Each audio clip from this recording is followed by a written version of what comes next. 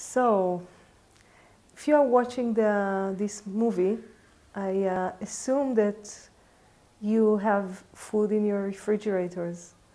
And I assume that just like me, you take this time of Corona to relax, to rethink, to reorient yourself maybe in the world. I think it's a beautiful opportunity.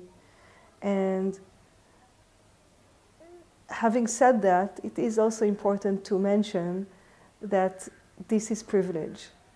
I feel very, very privileged to be here with all the conditions that I need to be thinking, writing, speaking about the way I believe is good to be living in the city, in the home. And I don't take it for granted. And it's nice to be reminded of this amazing opportunity that we have, even in times when we feel very isolated and even fearful and insecure. Just to remember to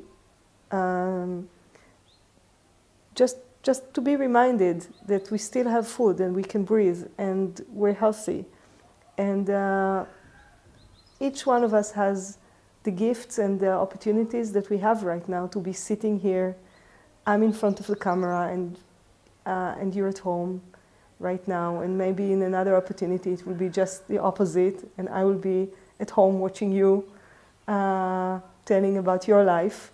And that's also part of the privilege, right? Because we have the internet, we have the technology, we have a common language, we all speak English. If you are listening to this video right now, you probably speak English. It is an opportunity also to say that it's not my native language, so apologies for all my, when I'm not completely clear with the English. And it is also an opportunity to, first of all, express the gratitude that I have to my parents and my teachers and everything that happened before that, before my teacher and before my parents, that made this moment possible for me. And then to give a thought to who are we? Like who am I and who am I speaking with? And understand that I am speaking to a very a slice of the population. It's not even majority, you know, and I don't know how many people will see this video, but as an archetype, I'm talking to a slice of the population, which is the people who are rich enough, they have enough access to resources to be watching this. And this is very special. It's a lot of power, actually. We've been conditioned and taught to think that we don't have a lot of power as a student, as a worker, as someone who lives in a big city. It's hard to imagine I have any power. But in reality, the people who enjoy the system, the people who benefit from it, and this is us, even if most of the time we are complaining and we feel we don't have enough and we don't get enough rights and not get enough money and whatever it is that we complain about, the truth is that we are the people who benefit from the system. And when we decide to start asking questions about the system, when we decide to not cooperate anymore with the stories we've been brought up upon, then a shift starts to happen.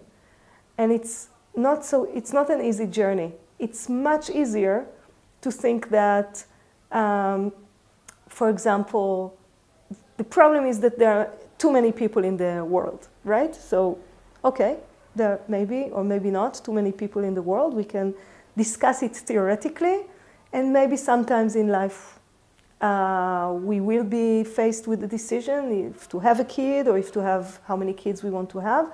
But usually this question is hypothetical. And Also, it's very easy to think that we need to help the poor. And it's not that we don't need to do that.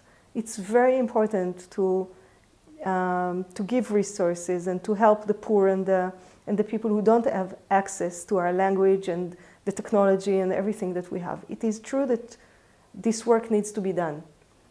What I feel is that also this discussion sometimes stays only theoretical, and also there's not enough work done with the rich people.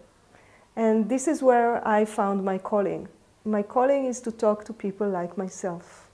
Not to say that we shouldn't do anything about the poor, but just to say that my role in this play is to talk to people like myself and open, maybe I'm able to open the gate to between the world where everything is normal and we know what we should do and we know how to live and things are okay, things are just okay for us, to a world where there's many more questions and an option of a completely different way of living without leaving our houses. And I would like to talk more about the house itself and how important it is, but for now I will leave you with this thought that we actually have much more power than we think, exactly because we are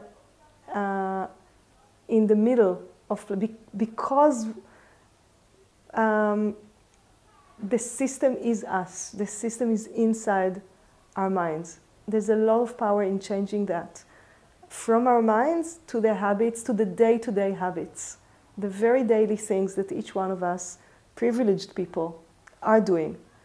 And there's a key for transformation there.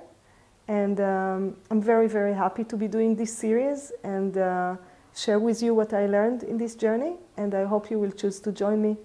So thank you very much.